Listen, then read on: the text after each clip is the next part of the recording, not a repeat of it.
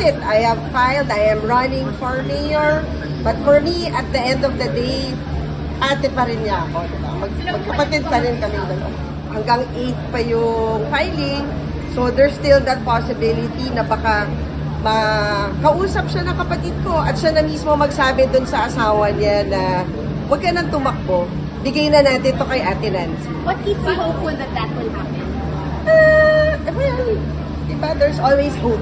Pero Kailangan lagi tayong umaasa na at the end of the day, magkakaayos kami magkakapatid. Hindi ko kalaban ng kapatid ko.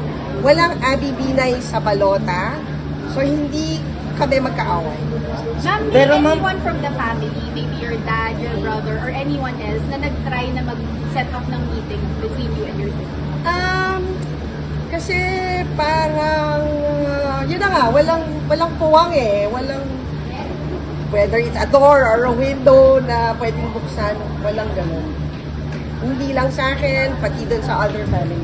Madam, support for Senator Inclab or nominator ni candidate Abby Binay, any support po? Diba, paulit-ulit ko naman, I've always stated this, na magkapatid kami. Tingin ko naman, very qualified siya to be a senator. So, ako ay susuporta bilang Ate Nancy. Kami sa pataboy.